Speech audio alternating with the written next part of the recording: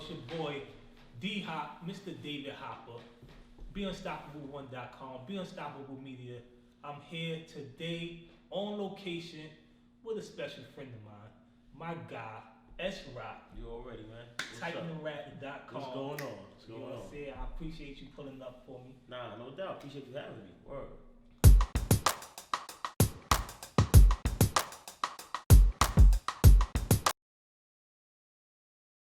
So we're gonna get right into this thing. I called you, said I want to give you an interview because you do so much, right? I said, yo, what don't you do? He said, yo, name something. You know what I'm saying? So it's like, all right, let me come down, sit down, chop it up with you, let you talk to the people and let them know what it is exactly you do, what kind of services you provide, and you know how you shaping and moving out here in the world. Okay. We want me to just get into that, or that's what we're gonna be talking about? Yeah, let's start right into it. Let the people know who S-Rock is. Okay. Well, first and foremost, go by name S-Rock, like you said. You know what I mean? Just a hard-working entrepreneur out of Brooklyn. You know, East New York to be exact. But to the people, started off as an artist.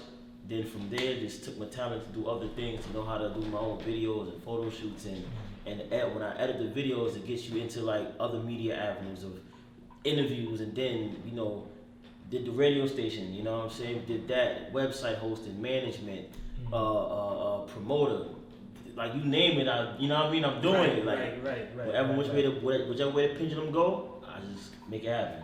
No doubt. So with all them hats, what made you really dive into this media thing? Is it just like an entrepreneurial spirit, or is it something like, no, how did you get into it? It's a combination of the entrepreneurial spirit, but the entrepreneurial spirit was like secondary, because the primary was these things need to be done for artists, and normally when people do them for the artists, is a hidden agenda, or it's like, okay, we doing it for the artists to y'all, but really this is what it is, right? So they don't really have the artist's best interest at hand. Being that I'm an artist, I'm like, okay, well, we want to talk about this, or we want to do these type of shows, or we want to do this, but there's nobody really doing it like that. So let me just do it myself. So when I said let me do it myself, I was doing it for me. But then I'm like, okay, yeah, this is what I want as an artist, so I'm pretty sure there's other artists like me.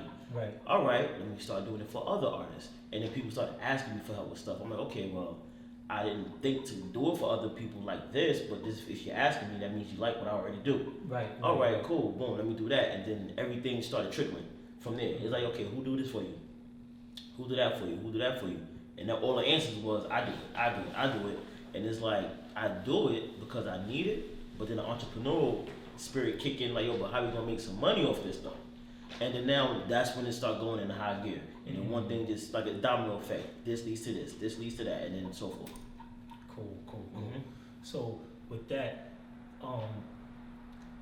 what made you really go to that lane where it's like, you know what, the entrepreneurial spirit kicked in, like you said, but what made you say, okay, I can do this, which is the radio thing or the video thing, but what made you say, I'm gonna make it a brand? Like now you got the rap, now you got the website, TitanTheRap.com. And by the way, what made you come with that name? Okay. That's powerful right there. So let's get to that first. Okay, so the way that came about, when I started doing music, naturally I was going by S-Rock, right? So it was about, I want to say 10 years ago, maybe a little bit before, maybe like 09, 08, around that time, when Twitter was first getting heavy. Because before Twitter, I was just using like my regular name on like S-Rock, on like AIM and all that other kind of stuff, right? But then when Twitter came about, I wanted to get on it, but I'm like, I don't want to just be up there as S-Rock. So then around that time, you had like Lil Wayne, Greatest Rapper Alive. Then you got like Hov, the GOAT and all. So I'm like, well, I need something that stands out to people, that lets people know that I'm a giant at what I do, but I'm not trying to be like them, right? So I said, well, if you look up the natural definition of Titan, you get that. But I'm like, well, let me break it down, because if I make it an acronym, it'd be me. So I mean, Titan, an acronym, it stands for True Individual That's Against Negativity. So if you on my website, when I send out blasts, it says stay positive it says do it big in a positive way.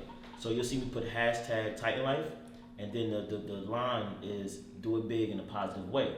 Because Titan is true individual that's against negativity. But if you go to the definition of Titan, it's something that's colossal, something that's big. So it's like a double entendre, play on the word. Nice. And then and I only said of rap because I know how to rap. So if I was a singer or something, it probably would have been that. But at that time, I wasn't thinking about media, none of that. I'm like, well, I gotta get my foot in the door. So if I know how to rap, that's the gateway. Right. So being that's my gateway drug, it'll lead to the other things. Because when I was dealing with people, it wasn't working with me relying on them. So I said, let me be my own channel and my own gate and do my own thing, and it's gonna stem from that. So that's where Titan the Rap came from. And then everything else spawned from there. And then the way TitanTheRap.com came from was like, I look at like thisis50.com, Vlad TV, JackDillard.com, and I'm like, well, thisis50.com it's a website stemming from 50 Cent and G Unit. But then they put other people on their platform. Right. So I'm like, well, why should I try to get on his platform or their platform and promote that I'm there? I can just do it from my own platform. So I made TitanTheRap.com. But I had made that like right after I made my company site, which is RockViewENT.com. So that's like all Rockview stuff. We put out our music, our projects, whatever it is. That's the hub. But as far as the media, it's TitanTheRap.com because of all channels through me anyway. So anybody could be a Titan, but now later on, but I said, well, now I'm gonna do TitanTheRap.com for myself, and I put it to other people. It's like, well, look, back in the days, if people told they, let me rap to you for a minute. Let me talk to you. So now Titan the Rap is not just about rapping. It's like I'm talking with people, they're conversing back and forth. There's dialogue. So like if you hear my music, I'm speaking. If you get the book, I'm speaking. Doing interviews, I'm speaking. So it's like anybody who's a part of what I'm doing, they talking. So they rapping to you. So they could be a Titan the Rap too. It's just that's what I came up with. You know what I mean? So everything is a play on words with me. I like that. True artist at heart. Yeah. Always thinking. That's dope. So that's dope. So with all of that, you spoke about the book. We're gonna get into that. We're gonna definitely get into the book. Right. But what's your why? Why do you do it? Because we understand, what made you do it. You know what I'm saying? How you start shaking the movement and start, seeing other artists asking you, they asking you, can you do this? Can you do that? Basically a one-stop shop. But what's your why? And with your why, what's your end? What's your goal? Well, really, the why is the passion, right? Because I start writing since from a kid. Like, when I'm in elementary school, writing poems and all of that, right? The little girls and all that doing poems, they like that kind of stuff, right? But for me, it's also a release though. Like, what I'm thinking about, being that I don't talk to people like that, I just write it down. And once I write it down, it's off my mind. So that's why I started writing. And then I started rapping really because my god brother, he wanted to go to the studio one day. And he was like, bro, come with me. And I was like, I don't rap. He's like, but you know how to. I was like, okay, so I went with him. And when I went with him, my support became like a love. I'm like, oh nah, this is lit. I want to do that. And then, I put the steps to that or whatever. But then when I started doing that, the next passion was, like I said, well, I need videos, I need studios, wow. So now it comes from the love and the passion from one thing, and it leads off and it just keeps trickling down. And everything I get into, it's the love of it. It's not just I'm doing it just because. So the entrepreneurial spirit is like, I love being an entrepreneur because there's no cap.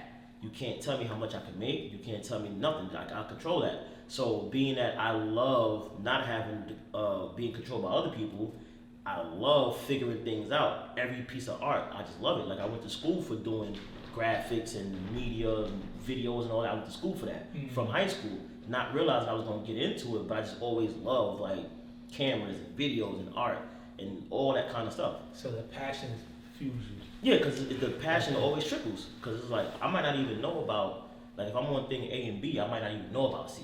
But then eventually I get to C, and I see how C connects with B, and I'm like, oh, I start loving that now because it's a part of A and B, and then now C leads to D. So now it's like I'm just loving the whole path. I'm like, yeah, I could, but it's fueled by the passion, like I said, and the entrepreneurial spirit second. Because like, nah, I can do this. Just keep it going. That's where it comes. And then the end goal is just like taking as far as it can go because I don't see it ending. It's like it's like an estate. You know what I mean? When being that I own everything and stuff like that, when I'm doing it, I'm letting the groundwork down. So when I go, whatever, like the entrepreneur part, that business, that gonna go to my kids. But then you look at the mark from the art, that's gonna be on for other people. So to me, it's not really into it. It's like, yo, we just gonna keep it going. Somebody could take a piece and pick that and go here, even when I'm gone, because we recording things, video, audio is gonna be here. So take it and go with it. That's why I started doing the book. That's why I started doing the videos and the music, because everybody's into different things. So let's talk about that. Let's talk about the book. Okay. Tell the people the title, because to me, when I said, okay, he got something. Right. He got something. So tell the people the title, and before we even go into the book, tell them the title and where they can get it from. All right, so the title is Moments of Motivation. It's a motivational quote book. You can get it at rockviewent.com/books. That's my company site. So you go to rockviewent.com, you can get it there. No problem. That's the main hub. So you go there on a book, the book tab, you get it right there. We gonna put the .com right down here, right? Yeah. Now. Okay, there we go. Yeah. See it? Yeah. rockviewent.com, right there. And that's the title, Moments of Motivation. And then what spawned me to do it was really, I be talking to people a lot. Again, that's the rapping part. We always rapping, we busting it up. So I'm talking to people, and people always tell me that I motivate them or I inspire them, and I'm like, I am. Like, I'm just being me. I'm just talking. It's rapping right here. Right. So when I'm doing that, and I see a number of people saying it, now I'm down south at this time, and I'm like, writing blogs, because we in the pandemic, so I'm just writing blogs about my thoughts, and I started doing Thoughts of a Titan on titanrap.com, where I'm comparing. Like, that's where it came, because I remember seeing the Thoughts of Titan. Yeah, so I started doing that, because I'm just writing my thoughts on blog style during the pandemic. So I had nothing else to do. So I'm like, you know what, this is what I feel, this is what I'm thinking. And then I recall that people say that I inspire them and motivate them, even when I'm not trying to. So I'm like, well, if I inspire these people, that means other people will get inspired, but I don't know these other people. So I gotta put it in a form where they can still get my motivation without even speaking to me. So I said, well, some people might not listen to my music. Some people might not talk to me, but some people might read. So they're the people that like to read. Get the little ebook while you might be on the train or the bus or just in the crib or whatever, or even if you just take it out. Oh, let me just get a quote. Boom. Motivation. Quote there. And that's where it stemmed from. Throw it on Twitter. I don't care. Yeah, right. You can do all of that. You know what I'm saying? You can do all of that and write on Titan Rap on everything, because I'm always putting the little videos that we did stemming from the book, the actual ebook. I put that up there, and then everything is done directly with the entrepreneurial spirit. So when you go to rockviewent.com, it's there. You don't have to go, to the other platforms if you don't want to, because that's not where I put it at. I put it direct to consumer, so I'm controlling what you're getting and what you're seeing from me. Nice. So nice. that's how that panned out. So you're talking about sitting in the pandemic, coming up with the idea for the book. Mm-hmm. So how has the pandemic affected you? If it affected you in any way? Well, it affected me mentally, because I'm like, this whole pandemic is crazy, people dying and stuff like that. So I'm already thinking about that, but I'm also thinking deeper, like, okay, where's this rooted from?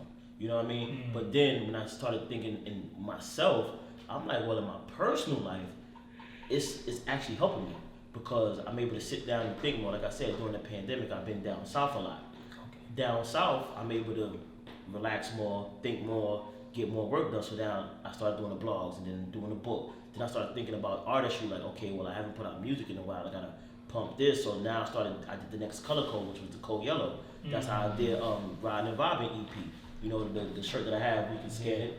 That's how I did that. I'm just thinking like, okay, I gotta do this, that, and the third. So and it allowed me to take my kids with me, because they're doing virtual school. Right. So when they in New York, I have to be here with them, going back and forth to school. But now they're doing virtual school, they can go with me where I go. So now I'm like, okay, get you a laptop and the Wi-Fi. Let's go. And that's what they have. So now when I go, they with me wherever. So now that I can balance being up in New York and being down south, it's a different type of living. So it allows me to do a different type of business. So for me, the pandemic actually helped, because it allowed me to think and map things out a little bit better, to be able to grow my brand and business without relying on others, because I wanted to COVID-proof my business. So it's like, okay, we can't do shows, so let's figure it out now. You know what I mean? So that's dope. That's how it helped me. That's what's up. So being in the pandemic and all this stuff is going on, this the state of the world today, right? Police brutality, you know, all of this that's going on. You being a mogul in the making, and you know they see the LeBron James and the Lil Waynes, you know. On one side they tell LeBron James, well not they, you know who they are, shut up and dribble, right? But then on the other hand, people are mad at Lil Wayne because he spoke up about, you know, Trump or supporting whatever the case. So as a mogul in the making and a black man, do you think it's your place to speak about politics and police brutality, to be on that to be on that plane to speak about it, or is it more or less for you like, you know what, I'm just gonna do my music, my business, and do me, that ain't got nothing to do with me? How do you separate the two, if you do? Well, first I separate it from the understanding aspect. Like I understand both sides, right? I understand why you would just say, hey look, I'm just shut up. I understand why you would say, now we speaking up. So I understand that, but as far as me personally, I feel like you have a voice to speak. You don't have a voice to sit silent, right? So if you on that platform and you get to speak to people about what's going on and about things like that, then do it. But at the same token, if you feel like you doing it is gonna put you in a position that hurts you in life, now you have like, okay, wait, do I shut up or do I speak? Because you might not be prepared for the backlash, or that might happen. You know, if you didn't prepare yourself. I'm one of the people that's like, look, speak, because if you don't speak, how people gonna know, right? And that's the rapping part. We chopping up, we rapping. So if me speaking to a handful of people down here that can connect to me because they can't connect to the ones up there, Right. All right, I'm gonna connect with y'all. But if y'all up here and y'all can connect with those that's after this, go ahead and connect with them. Because at the end of the day, if everybody's connected, then they can form their own understanding, their own interpretation. Because what might be bad for me might be good for you. But if you don't understand it, you're gonna think everything's just bad. That's so true. You know what I mean? So that's how I look at it. So if Lil Wayne's speaking on it, if LeBron is speaking on it, if like Carmelo Anthony or one of these stars speaking on it, Right. They're speaking on it from their perspective and their understanding, but it might be different. You know, I saw something where people got mad at Lil Wayne about the whole cop situation with the black people, but his life experience is different because when he shot himself in the chest, it was a white cop who saved him. This is true. So his interpretation of that is going to be like, look, that don't have nothing to do with me because his experience says, well, a white cop saved my life, so I can't hate cops, right? Right. But then now it's like, okay, a white cop saved your life, but person B, the white cop was whooping his ass. You know, excuse me, but it's like he's not going to have that same interpretation. Right. You know what I mean? Right. So it's all about the interpretation of the individual, but I definitely don't think we should be quiet. You know. And with that said, man, we appreciate you. Nah, I rapping appreciate with you. us. Already, You know what I I'm appreciate saying? you, man. No doubt, man. Hey, yo, it's your boy D Hop, Mr. David Hopper, my guy S Rock. Don't forget, log on, tune in, titanofrap.com. Titanofrap.com. You heard me? Of course, you're gonna see this interview on BeUnstoppable1.com, as well as YouTube. And if you're watching right now on YouTube, hit the subscribe button. Bing! So when we pop up, well, pause. You know I'm from Harlem. But when the show, pop on your screen, you know. And with that said, we appreciate you for tuning in. Do yourself a favor, love yourself, continue to be you, be unstoppable. We out.